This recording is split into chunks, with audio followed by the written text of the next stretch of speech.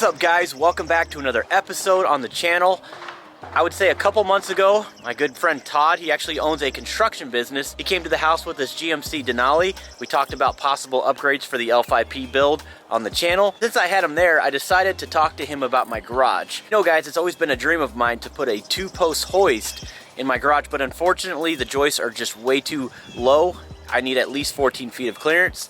So today, we are going to transform my old garage into something that is just going to be, I would say, a dream garage in my opinion. So definitely watch this video from start to finish. I think you guys are going to want to watch till the end and see how this whole entire garage unfolds. But you guys requested this video. I asked you if you wanted to see the modifications done. I think you're going to like how it started from this and then it went to this. Stay tuned, guys. I wanted to do some stuff to my garage, put a hoist in it. Yeah. And on top of that, I wanted to knock this tree down right here. I mean, I can easily knock that tree down. I'll just rip it out of the ground with my Duramax. Are you wanting to build an overhang out off of that, or? Yeah. I know you said it's possible, but we can raise this garage up a little bit taller. For sure, I really think that's what you want to do anyway.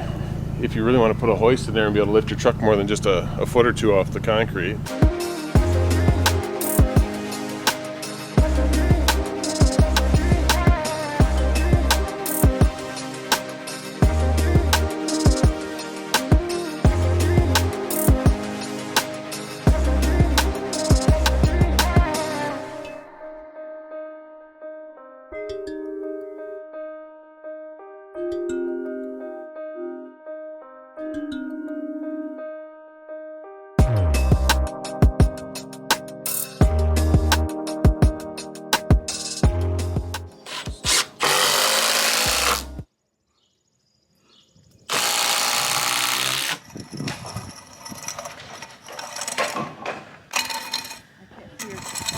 So who hired you?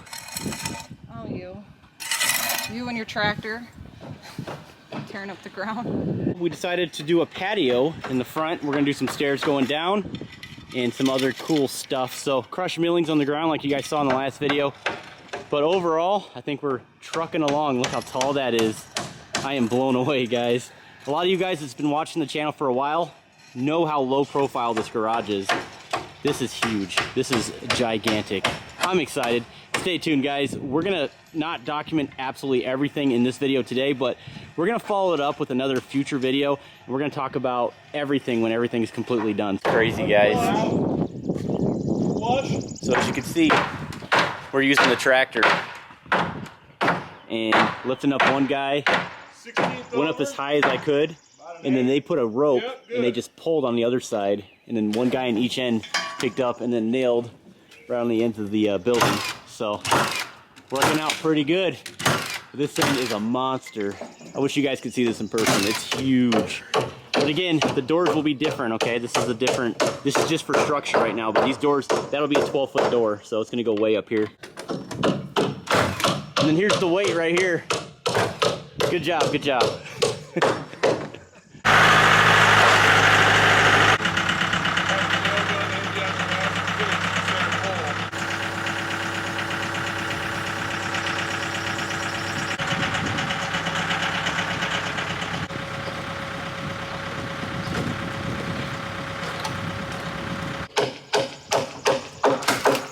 This is the guy that I was telling you about, Todd. You've seen him on a previous video of ours. We were talking about your GMC Denali. Yes. The Duramax L5P. That truck is sweet. I guess we're planning on doing some sort of lift kit on it, putting some gigantic wheels and tires on it, on a dually. It's gonna be a massive thing. So stay tuned for those videos. I know you're excited about it. I can't wait. Yeah, I can't wait. It's been a long time, like 2 months we've been waiting now, so soon parts will be in and things can happen. Yeah. Well, the reason why he's saying that is because the American Forces, if anyone's ever purchased American Forces on the internet, especially for what's going on right now in the world, the backup time for this is like, I think 3 to 8 weeks or 3 months or 3 months. Yeah, it was like 12 to 15 weeks is what we were told. Yeah, it just keeps going back and forth. So that's kind of the dilemma that's kind of the holdup on the build for the L5P, but I think we'll get there, and I think it's definitely worth your time to watch it. So why are we here today? So him and I were talking one day in the garage, You guys know my garage isn't very tall. And I thought it would be cool to put a hoist, a 2-post hoist in my garage. And I was like, hey, Todd, do you think maybe you could do something with the trusses? Scissor them up a little bit. Yeah, we were trying to do an Earl move early on, just to get by. Hack some things out of the way, and yeah, just to get you moving, get you some headroom. So that turned into, hey, let's just go big or go home. And I think it'll be worth it once we're done. I really do. Yeah. Oh, you're gonna love it. Yeah. But we're not increasing any square footage, but we are definitely going high in the sky. But the other thing that we're doing is we're doing a lean-to, and this lean-to is going to be massive. Actually, we're going to be able to fit the camper underneath this lean-to, or maybe 4 diesel trucks. We'll see. Right on. So there is a Facebook page. You can look us up on Facebook if you want to. Company name is Freilich Brothers Construction. Like I said, find us on Facebook. Give us a call, 810-210-2201. So Facebook or on the phone is the best way to do that. You know how I roll. I always shout out American businesses. I support the local American business. So if you guys are in the Michigan area, make sure you reach out to him. Let him know I sent you. Maybe he might be able to work something out with you. I don't know. I'm not trying to spend his money. So tell me where we started off and where we're going to end at.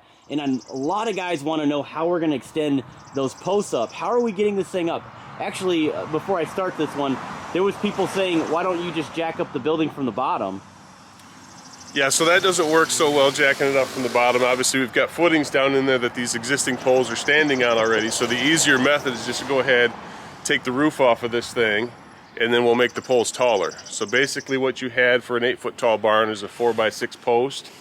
If you're gonna go 14 foot tall, you need to beef your post to have some resistance against the wind loads that are gonna hit that building.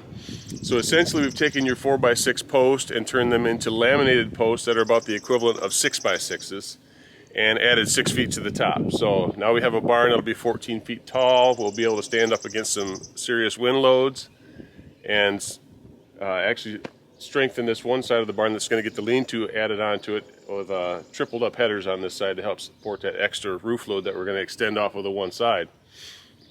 So how hard was it to get bolts nowadays? I'd imagine, you know, a lot of guys are probably wondering what it's like to get material. Yeah, so yeah, being a contractor is actually no fun anymore. You can't get anything. There's supply shortages everywhere.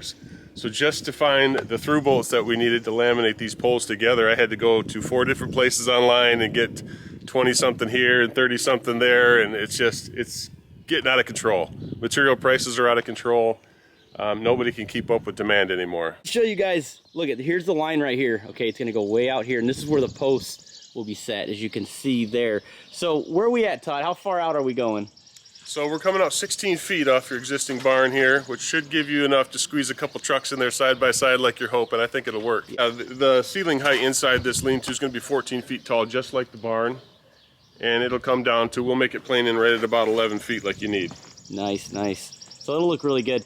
And then, as you can see, we have a good amount of space on the side. Check this out. All these trucks out here. We got to tidy up this backyard. All right, let's talk about these doors. Everybody wants to know, are we keeping them stock height? After we just did the roof delete, we have to go higher, right? Sure enough, yeah, if we're going to put a lift kit on the barn, then we definitely have to lift up the doors. So we're going to put a 12-foot tall door on one side and an 8-foot tall door on the other side. That way, if you need to get a lifted truck in there, you're not scraping paint off the roof or knocking off cab lights or anything. With that 12-foot tall door, you'll be able to get something in there like a 5-ton or whatever you want to work on in the future. Did you just say 5-ton? Yeah, we're throwing back to the military days here. You might want to go big with a real truck. What do you think? Good idea. Humvee maybe? I don't know. Oh man, my wallet's already pretty empty, but we'll get there. That would be really cool. Actually, a 5-ton would be really cool for the channel. Todd and the crew decided to measure the height of the camper. So that's why I had it connected in the beginning of the video. You saw that. But we wanted to see the top, just to make sure that we can actually make it under there. If I'm not mistaken, it was 10 foot 8 inches, but we'll just say 11 feet. Yeah. So with that being said, we can actually back the camper into the garage if we really wanted to. Well, this is true. I didn't think about that. I just thought of it. It will slide through there, yeah. I don't know if it'll fit completely in because I think we're about 30 by 40, but it might if we got rid of that. Actually, we might be able to fit the whole camper in the garage. You'd be wall to wall, but it'd get in there. Yeah. No room for activities, but right.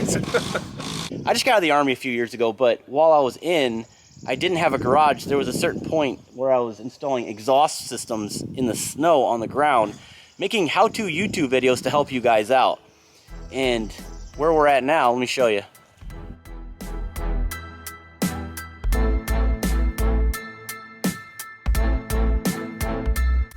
This is what we're looking at here. That's the 12-foot door. That's the 8-foot door. And mind you, that 8-foot door is actually, I think, about 1.5 feet taller than the old existing door. And my truck just barely made clearance when going through these doors. But with that 8-foot tall door, I think I'll be just fine. And then of course we have this big giant door right here. Here's all the metal that we're gonna be using for the inside of the garage. It's all gonna be white walls. We're gonna insulate everything. The trusses are gonna be covered. It's gonna be great. And then of course, here's the awning as you guys saw in the video. Look at that. Depending on what the next couple years bring, if I decide to stay here and live in this house, I plan on blocking that off and making it part of the garage. So it'll be a full garage in there as well. And of course, as we go back here, crush millings on the ground, we're gonna go ahead and take a roller and make that all nice and flat. And then once I start saving up some more pennies, I plan on doing a awning on the back as well, so I can store my trucks and my tractors back here. Now, if you guys can do me a huge favor and leave in the comments where I should put the hoist. Should I put it through here and make it sort of a drive-through? Or should I put it in the main bay? The reason why I think it'd be a bad idea to put it right here is because if I just want to put it for general parking, or if I'm doing a simple install, I don't need a hoist, that 2-post is definitely going to be in the way. But let me know what you guys think. Where should I put this hoist? Let me know what you think about this garage. This is such a big deal to me. Like, I would have never imagined. I mean, God's been really good, but where have you started? Because it's interesting, because you have, you know, the nice contracting vehicles, the nice trailers. I'd imagine you started from somewhere. So yeah, it wasn't always like this. Obviously, I kind of started out similar circumstances. Always been in construction. I mean, since day one, straight out of high school, working for other people, working hard. I was always a good employee, I felt.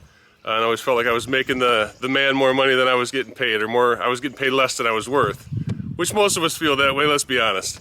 So I decided one day I was just gonna jump out on my own, and so I started with nothing. I had some hand tools. I didn't have a pole barn. I had a rusty Ford truck with holes so big you would lose your tools going down the road. And I literally had a tin shed out in the driveway. Didn't have a garage or anywhere to store materials or fancy tools, no job tool trailer, anything like that. So yeah, I really started from scratch with nothing, built, you know, working by myself, which is a chore. Any of you guys that have tried to do anything with any large lumber or hanging drywall sheets, I mean, I did it all on my own for the first year.